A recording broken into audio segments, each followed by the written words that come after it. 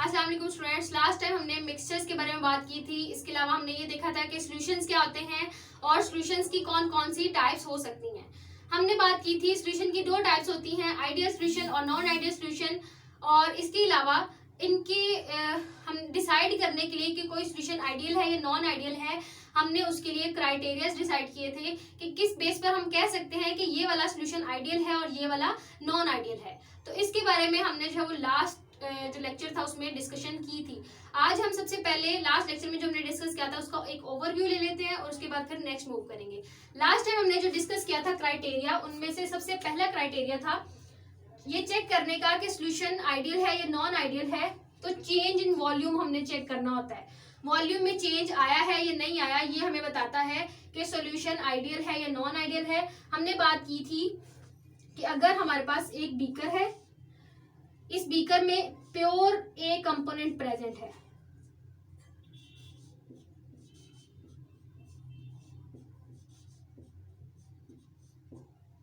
ठीक है।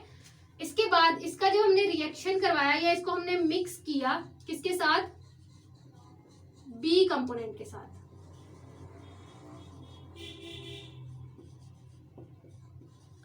इस बीकर में प्योर बी कंपोनेंट प्रेजेंट है।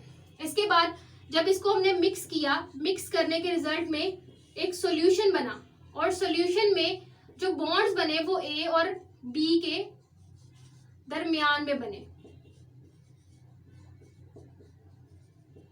ठीक है।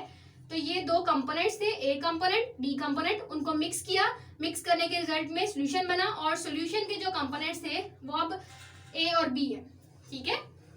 अच्छा, अब यहां पर होगा क्या, तीन पॉसिबिलिटीज हैं। एक तो ए और बी का जो वॉल्यूम है वो जितना भी है ओवरऑल मिलाकर, जो नया सॉल्यूशन बना है उसका वॉल्यूम इन दोनों के वॉल्यूम से कम हो जाए। सपोज करें, हम एग्जांपल से समझते हैं, इसका वॉल्यूम कितना था, इसका वॉल्यूम था सपोज करें 5 और इसका वॉल्यूम सपोज करें 4 था, 4 यूनिट। जब इनको मिक्स किया तो मिक्स करने के बाद एक कंडीशन ये हो सकती है कि इनको मिक्स करें और वॉल्यूम आ जाए हमारे पास कितना, 9। दूसरी कंडीशन ये हो सकती है कि वॉल्यूम आ जाए 10 और तीसरी कंडीशन ये हो सकती है कि वॉल्यूम आ जाए कितना, 8 या 7। अब मुझे बताएं कि तीनों कंडीशंस में फर्क क्या है। ए और बी को मिलाया तो टोटल सॉल्यूशन का जो वॉल्यूम था वो कितना होना चाहिए था, 5 + 4 9 होना चाहिए था। तो पहली कंडीशन तो ये हो सकती है कि अगर 9 आ रहा है तो ठीक है। फिर हमारा सॉल्यूशन क्या होगा, अगर तो वॉल्यूम में देखें, वॉल्यूम में कोई चेंज नहीं ना आया, 5 इसका था 4 इसका था, ओवरऑल जब इनको दोनों को मिलाया और 9 ओवरऑल हमारे सॉल्यूशन का वॉल्यूम हो गया। वॉल्यूम में कोई चेंज नहीं आया, वॉल्यूम बढ़ा नहीं, वॉल्यूम कम नहीं हुआ, ठीक है। तो फिर ये कंडीशन होगी आपके आइडियल सॉल्यूशंस के लिए। अब बाकी के दो जो कंडीशंस हैं या केसेस हैं उनको देख लेते हैं। उसमें क्या है कि आपके पास देखें ये 5 था ये 4 था, इनको ऐड किया और अब आपका जो सॉल्यूशन बन रहा है उसका वॉल्यूम अगर 10 आ रहा है तो इसका मतलब है कि वहां पे वॉल्यूम में क्या आया है, चेंज तो आया, ये तो पता चल रहा है, लेकिन चेंज किस तरह का आया है, ज्यादा का आया है या कम का आया है। गौर करें जरा, चेंज यहाँ पर ज्यादा का आया है। टोटल इसको और इसको मिलाने से जो सॉल्यूशन बनना चाहिए था वो 9 का बनना चाहिए था, लेकिन चेंज आया है 1 यूनिट ज्यादा का, मतलब कि वॉल्यूम जो है वो बढ़ गया है। अब वॉल्यूम बढ़ने से यहाँ क्या मुराद है, वॉल्यूम बढ़ने से मुराद है कि ए और ए में जितनी फोर्स ऑफ अट्रैक्शन थी, बी और बी में जितनी फोर्स ऑफ अट्रैक्शन थी, ए और बी में उतनी फोर्स ऑफ अट्रैक्शन नहीं क्रिएट हो सकी। देखिए सपोज करें ए और ए अगर यहाँ पर थे और बी और बी यहाँ पर थे, तो सॉल्यूशन बनने के बाद वो डिस्टेंस उनका बढ़ गया है। डिस्टेंस बढ़ा है, इसकी वजह से वॉल्यूम में इंक्रीज आ गया है। ए और ए यहाँ पर, बी और बी यहाँ पर, और जो सॉल्यूशन बना है उसमें ए और बी दोनों आपस में बॉन्ड बना रहे हैं तो आपस में दूर दूर हो गए हैं, जिसकी वजह से जो बनने वाला सॉल्यूशन है उसका वॉल्यूम एक्सपैंड कर गया, ठीक है। तो यहाँ पर सेकंड केस में कह सकते हैं हम कि वॉल्यूम में चेंज तो आया है लेकिन चेंज ज्यादा का आया है, ठीक है। अच्छा, नेक्स्ट देखें, नेक्स्ट केस में क्या हुआ है कि अगर सपोज करें ए और बी को मिलाने से सॉल्यूशन जो बना है उस सॉल्यूशन का वॉल्यूम कम हो गया ओवरऑल इन दोनों के वॉल्यूम से, इन दोनों का वॉल्यूम 9 है, लेकिन जो सोल्यूशन का वॉल्यूम है वो 8 आ रहा है। तो इसका मतलब है कि वॉल्यूम में यहाँ पर भी चेंज आया है, लेकिन वो चेंज किस तरह का है, वो चेंज कम का है। वॉल्यूम सोल्यूशन बनाने के बाद कम हो गया है। अब इसका क्या मतलब है कि जो कंपोनेंट्स आपस में, सपोज करें ए और ए कंपोनेंट यहाँ पर थे, बी और बी कंपोनेंट यहाँ पर थे, तो वॉल्यूम में कमी हुई है सोल्यूशन की, तो ए और बी कंपोनेंट आपस में बहुत ज्यादा पास आ गए हैं। सोल्यूशन में ए और बी जब आपस में मिले तो उनके दरमियान अट्रैक्शन बढ़ गई। अट्रैक्शन बढ़ने की वजह से उन्होंने एक दूसरे को ज्यादा अट्रैक्ट करना शुरू किया। तो जो कंपोनेंट यहाँ ए और ए यहाँ थे, बी और बी यहाँ थे, अब ए और बी जो है वो बहुत ज्यादा पास पास आ गए हैं, और इनके पास आने की वजह से वॉल्यूम में चेंज आया है। और वो चेंज किस तरह का आया है, वो चेंज कम का आया है। अब जरा तीनों केसेस को देखें। सबसे पहले केस में वॉल्यूम में कोई चेंज नहीं आया, हम कंडीशन लिख सकते हैं कि delta V is equal to 0। Second दोनों केस अगर आप देखें, सेकंड और थर्ड केस, इसमें क्या हुआ है, वॉल्यूम में चेंज आया है, और वो एक केस में चेंज ज्यादा का है और दूसरे केस में चेंज कम का है। तो इसका मतलब है कि वॉल्यूम में चेंज तो आया है, डेल्टा V 0 के बराबर नहीं है। चेंज इन वॉल्यूम पहले केस में 0 के बराबर है, सेकंड और थर्ड केस में delta V is not equal to 0। तो ये जो दो कंडीशंस है कि वॉल्यूम ज्यादा भी हो जाएगा या कम भी हो जाएगा, ये कंडीशन हमारे पास किसकी होती हैं, नॉन आइडियल सॉल्यूशंस की। अब इस न्यूमेरिकल वैल्यू के जरिए आई होप कि आपको ज्यादा बेहतर समझ आया होगा ये पॉइंट, ठीक है। तो इसके बाद नेक्स्ट क्राइटेरिया क्या था, एक तो डेल्टा V था, सेकंड क्राइटेरिया क्या था, डेल्टा H। अच्छा, आपने गौर किया है हमने डेल्टा V के साथ फोर्सेस ऑफ अट्रैक्शन को भी जो है डिस्कस कर लिया है। हमने यही बात की कि अगर सॉल्यूशन की फोर्स ऑफ अट्रैक्शन उतनी ही है जितनी उसके कंपोनेंट्स की है तो आइडियल सॉल्यूशन है, और अगर फोर्सेस ऑफ अट्रैक्शन कम हो गई है या ज्यादा हो गई हैं तो इसका मतलब है कि हमारा जो है वो नॉन आइडियल सॉल्यूशन है, ठीक है। उसके अलावा अगर डेल्टा V में कोई चेंज आता है, मतलब हीट ऑफ सॉल्यूशन चेंज हो जाती है as compare to its components, तो इसका मतलब हम कह सकते हैं कि ये आपका मतलब चेंज आया है डेल्टा V में, डेल्टा H में, तो इसका मतलब है ये आपका फिर कौन सा सॉल्यूशन होगा, ये आपका नॉन आइडियल सॉल्यूशन होगा। अगर चेंज नहीं आया, जितनी इन कंपोनेंट्स की डेल्टा H थी उतनी ही सॉल्यूशन की भी डेल्टा H है, तो इसका मतलब है कि हम कह सकते हैं कि सॉल्यूशन आपका आइडियल है। तो ये कुछ क्राइटेरिया थे जिसको कि हमने लास्ट लेक्चर में बहुत डिटेल में डिस्कस किया था, और अगर किसी को फिर भी कोई मसला है तो वो लास्ट लेक्चर जो है वो जाकर जरूर देखें। आई होप कि उन्हें समझ आ जाएगी, ठीक है।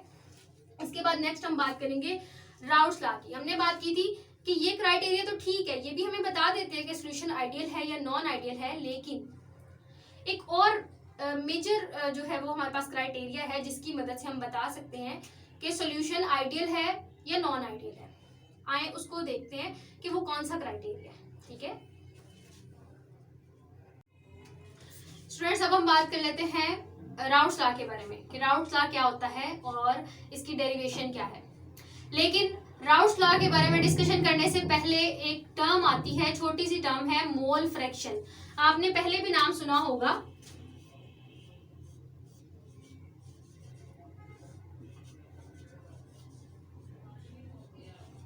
Mole fraction. मोल फ्रैक्शन क्या होती है, सबसे पहले इसको देख लेते हैं और फिर हम मूव करते हैं राउट्स लॉ पर।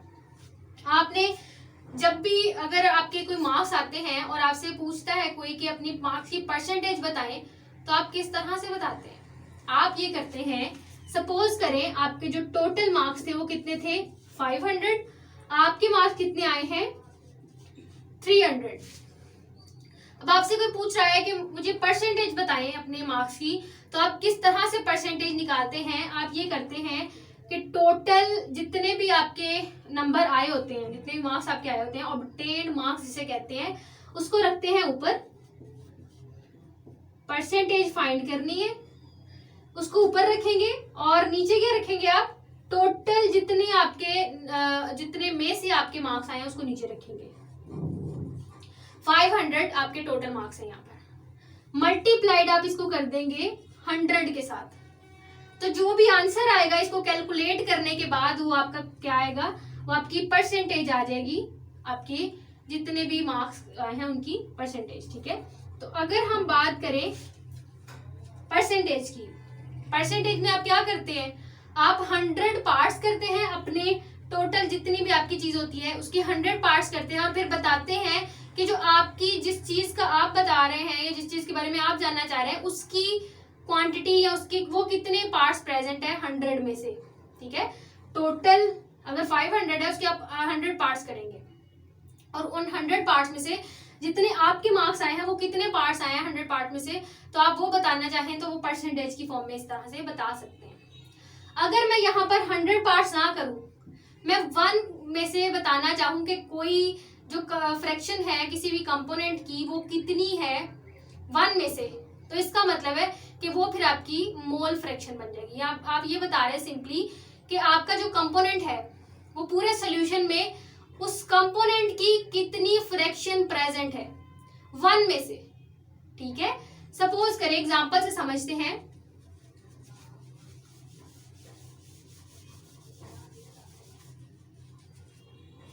आपके पास एक कंपोनेंट है A और दूसरा कंपोनेंट है B, इनको आपस में मिलाने के बाद इनका सॉल्यूशन बन गया।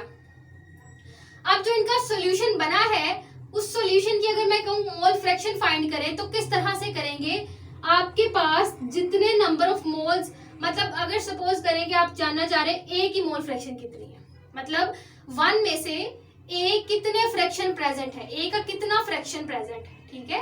तो वो हम किस तरह निकालेंगे, मोल फ्रैक्शन को हम डिनोट करते हैं x से। सपोज करें A का मोल फ्रैक्शन हम फाइंड करना चाह रहे हैं तो XA लिख देंगे।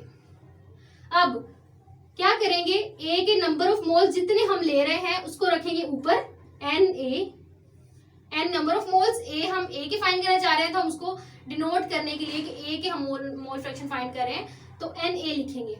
डिवाइड करेंगे किसके साथ, जैसे सपोज करें इससे भी पहले आप देखें कि परसेंटेज जब निकाल रहे थे तो क्या कर रहे थे आप, 300 डिवाइडेड बाय 500 मल्टीप्लाइड बाय 100। इसी की अगर हम फ्रैक्शन फाइंड करना चाहें तो किस तरह से करेंगे, फ्रैक्शन, परसेंटेज नहीं अब फ्रैक्शन, तो फ्रैक्शन किस तरह से 300 डिवाइडेड बाय 500 मल्टीप्लाइड बाय 1। तो ये आपकी मार्क्स की फ्रैक्शन आ गई है, ये मार्क्स की परसेंटेज है। यहाँ मोल फ्रैक्शन निकालना चाह रहे हैं, यहाँ क्या किया है, जितने मार्क्स आए हैं उसको हमने टोटल पे डिवाइड किया है, मल्टीप्लाइड बाय 100 किया है। यहाँ पर क्या करेंगे, जिसके नंबर ऑफ मोल्स फाइंड करना चाह रहे हैं, जिस कंपोनेंट की फ्रैक्शन फाइंड करना चाह रहे हैं उसके नंबर ऑफ मोल्स ऊपर लेंगे और डिवाइड किससे करेंगे, total number of moles of solution.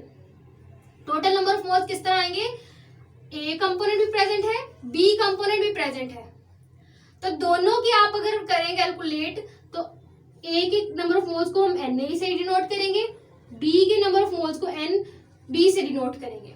तो ये आपके पास टोटल नंबर ऑफ मोल्स आ जाते हैं। ऊपर हमने वो कंपोनेंट रखा है जिसकी हम मोल फ्रैक्शन फाइंड करना चाह रहे हैं। सिंपली हमने क्या है, जिस तरह से हम परसेंटेज निकालते हैं, जिस तरह से हम फ्रैक्शन निकालते हैं, इसी तरह हम यहाँ पर मोल फ्रैक्शन निकालेंगे और हम बताएंगे कि 1 में से किसी जो कंपोनेंट है उसके कितने मोल्स की फ्रैक्शन कितनी प्रेजेंट है उसकी। अच्छा, अब यहाँ पर सपोज करें A के कंपोनेंट B के कंपोनेंट को ओवरऑल कैलकुलेट करने से जो मोल फ्रैक्शन आ रही है, जाहिर सी बात है टोटल कितनी है, टोटल तो 1 के बराबर है ना, तो एक कंपोनेंट की फिर 1 से कम होगी, दोनों कंपोनेंट की मिलाकर 1 होगी। सपोज करें एक A कंपोनेंट की मोल फ्रैक्शन आ रही है 0.3, 1 से कम है। जो B कंपोनेंट है इसको हम कहेंगे XA और जो B कंपोनेंट है उसकी XB, इसकी मोल फ्रैक्शन कितनी आ रही है 0.7। तो इनको आप दोनों को ऐड करें तो आपके पास कितना आंसर आता है, दोनों को ऐड करने से 1.0 आंसर आता है। तो हमेशा जो टोटल आपके पास आएगी, टोटल आपका जो सोल्यूशन होगा वो 1 के बराबर होगा और जो एक कंपोनेंट की अगर हम फाइंड करना चाह रहे हैं कि कितनी फ्रैक्शन प्रेजेंट है उस सॉल्यूशन में, तो वो फिर हम इस फॉर्मूले से उसको इजीली कैलकुलेट कर सकते हैं।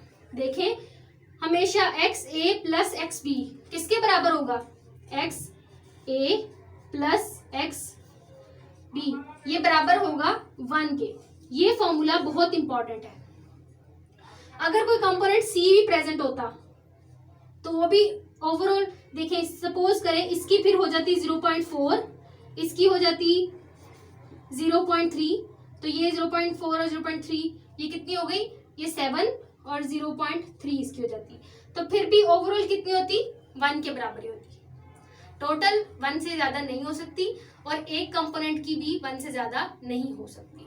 तो ये छोटा सा एक कॉन्सेप्ट था मोल फ्रैक्शन के बारे में। अब हम मूव करते स्टूडेंट्स, अब स्टार्ट करते हैं राउट्स लॉ। राउट्स लॉ एक साइंटिस्ट थे FM राउट्स, इन्होंने 1887 में राउट्स लॉ को प्रपोज किया था और राउट्स लॉ की मदद से हम ये बता सकते थे कि सॉल्यूशन आइडियल है या नॉन आइडियल है। ठीक है, तो यहाँ पर स्टार्ट करने से पहले अगर हम बात करें वेपर प्रेशर की, इस टर्म के साथ हम सभी वाकिफ हैं।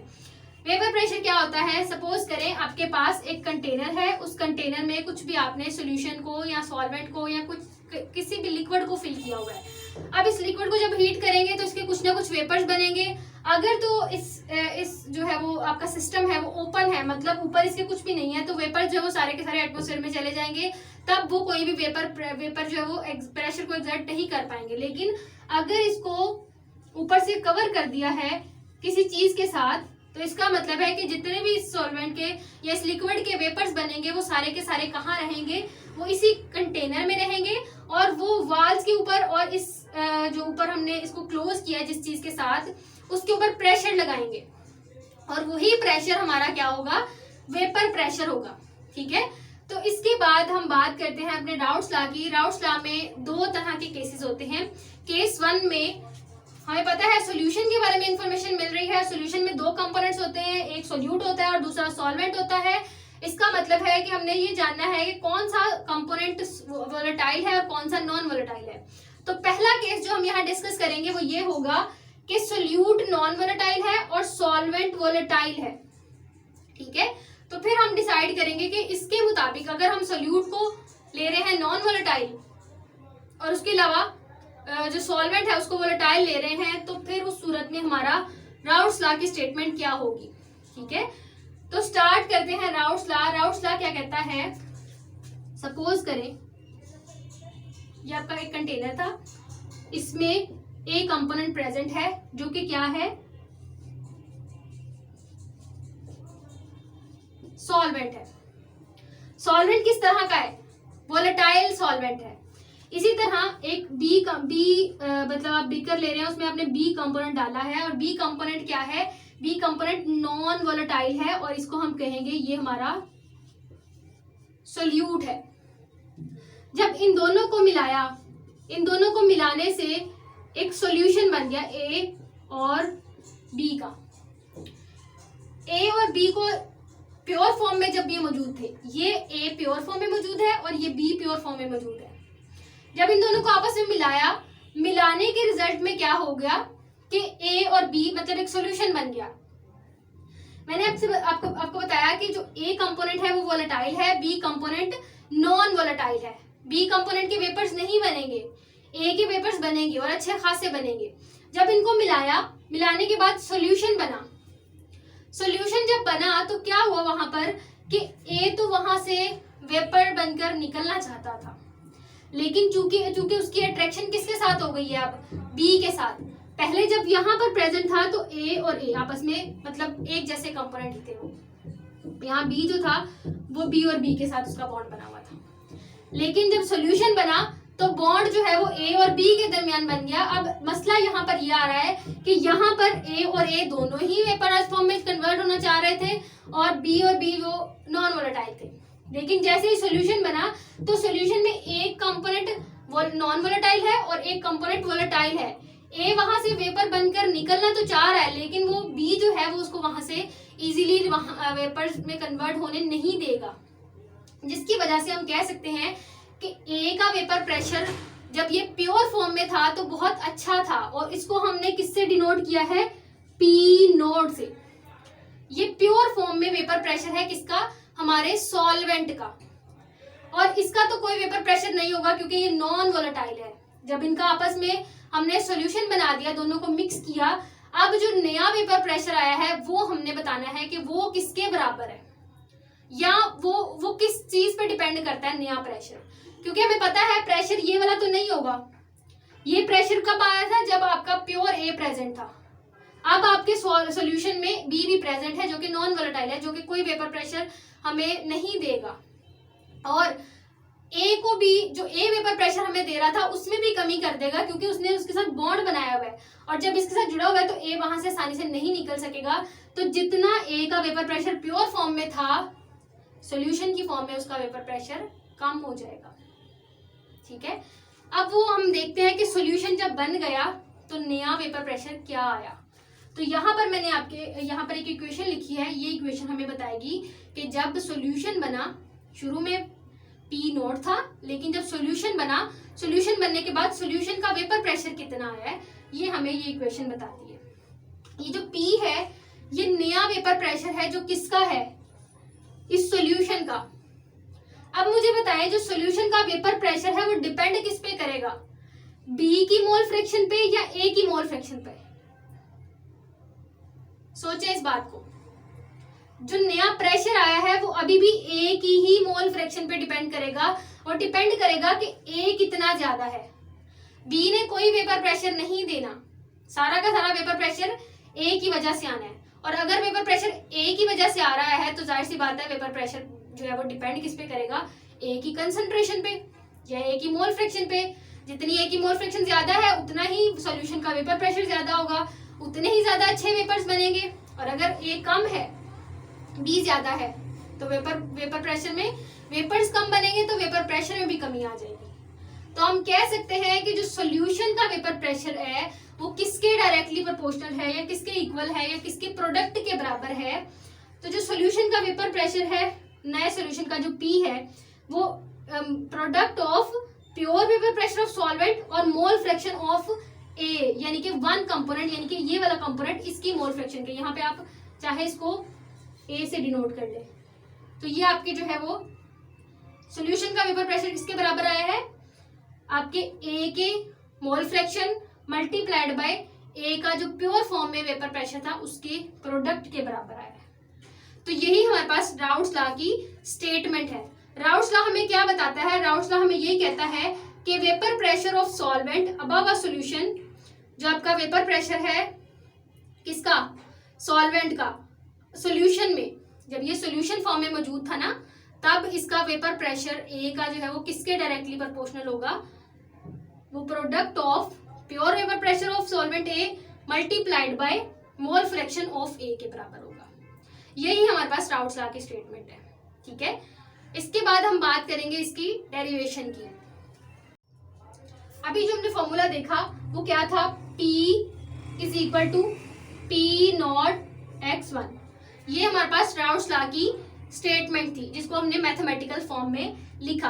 अब इसको हमने, इसकी डेरिवेशन किस तरह से करनी है? सबसे पहले तो आप ये देखें, जब अभी मैंने आपको मोल फ्रैक्शन वाले फॉर्मूले में बताया है कि हमेशा जो भी सॉल्यूशन होता है उसके जितने भी कंपोनेंट्स होते हैं उनकी मोल फ्रैक्शन हमेशा 1 के बराबर होती है। यहाँ हम 2 कंपोनेंट्स ले रहे हैं तो उनकी मोल फ्रैक्शन दोनों कंपोनेंट्स की 1 के बराबर होगी जब उनको ऐड करेंगे। तो mole fraction of 1 component 1 plus mole fraction of component 2 is equal to 1। इसमें से हमने वैल्यू निकालनी है x1 की। x1 की वैल्यू कैसे निकालेंगे?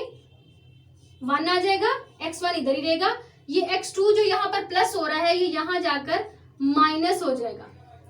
ये हमारे पास वैल्यू आ गई है x1 की। अब इस वैल्यू को हम लगाएंगे इस इक्वेशन में, किस तरह से?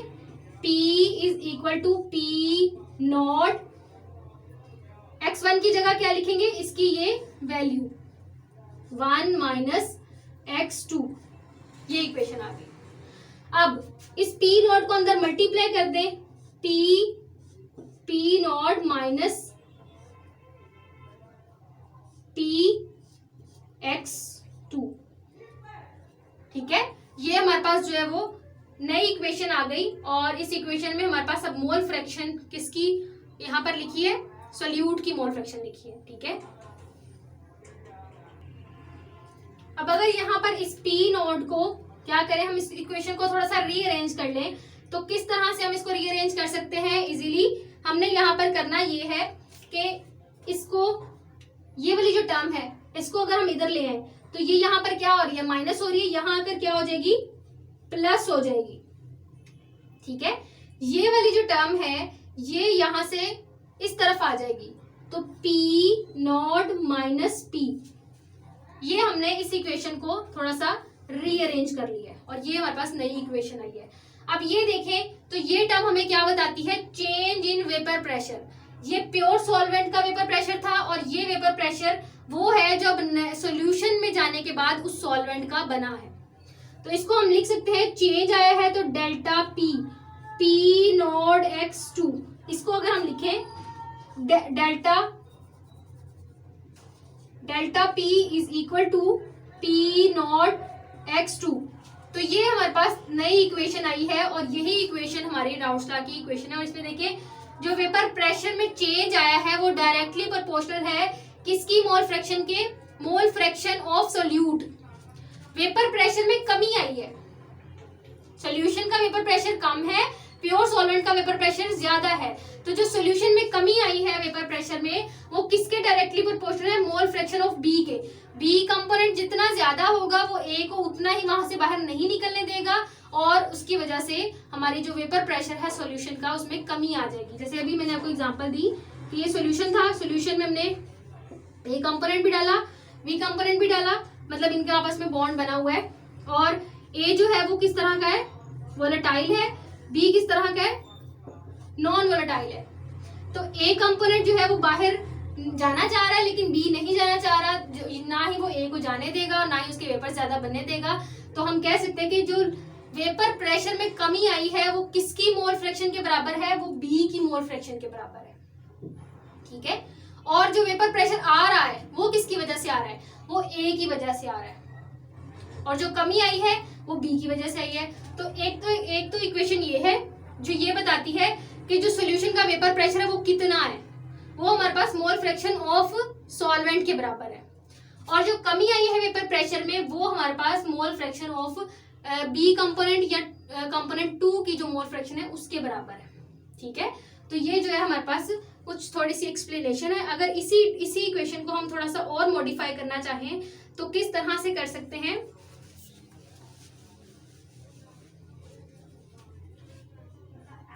Delta P divided by P nought x2, आपने सिर्फ इसको यहाँ से यहाँ इसके साथ मल्टीप्लाई हो रहा था, इसको यहाँ से उठाया और इस तरफ आप इसको ले आए हैं और इसकी वजह से यहाँ आके डिवाइड हो गया।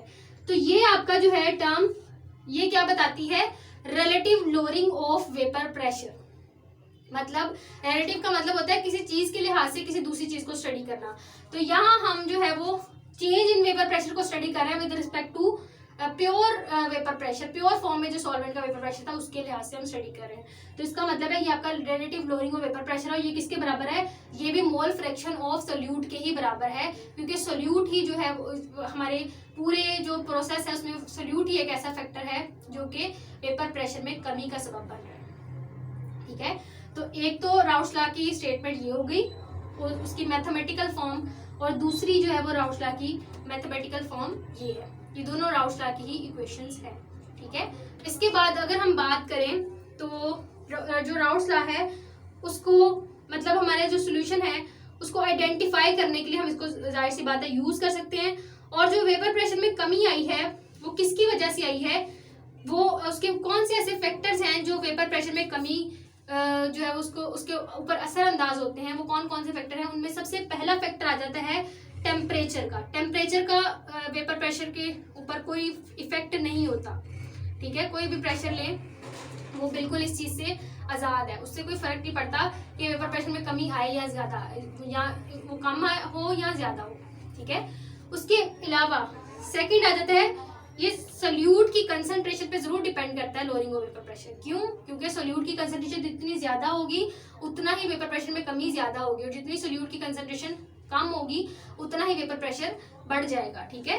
और उसके अलावा थर्ड वाला फैक्टर आ जाता है कि इसमें हमारे पास जो है वो अगर हम डिफरेंट सोल्यूट को ले रहे हैं, मतलब उनकी डिफरेंट कंसंट्रेशन ले रहे हैं, अगर हम सोल्यूट ले रहे हैं डिफरेंट और उनकी कंसंट्रेशन सेम है तो इसका मतलब है कि फिर सेम वैल्यू जो है लोअरिंग ऑफ वेपर प्रेशर की वो सेम आएगी, उससे कोई फर्क नहीं पड़ेगा। तो तीन फैक्टर्स के बारे में हमने बात की। टेम्परेचर का कोई असर नहीं होता लोअरिंग ऑफ वेपर प्रेशर पर, सोल्यूट की कंसंट्रेशन का जरूर होता है असर, और उसके अलावा थर्ड वाला फैक्टर हमने ये डिस्कस किया कि अगर आपका जो है वो डिफरेंट सोल्यूट्स ले रहे हैं और उन डिफरेंट सोल्यूट्स की कंसंट्रेशन सेम ले रहे हैं तो lowering of vapour pressure same होगा। ठीक है, तो ये था हमारा आज का लेक्चर। इससे नेक्स्ट लेक्चर में हम बात करेंगे सेकंड जो केस है जिसमें कि आपका जो सोल्यूट है और जो सॉल्वेंट है वो दोनों ही वोलेटाइल हैं। उस सूरत में राउट्स लॉ जो है वो हमें क्या बताएगा या उसकी इक्वेशन क्या बनेगी, इसको देखेंगे हम नेक्स्ट लेक्चर में। Thank you.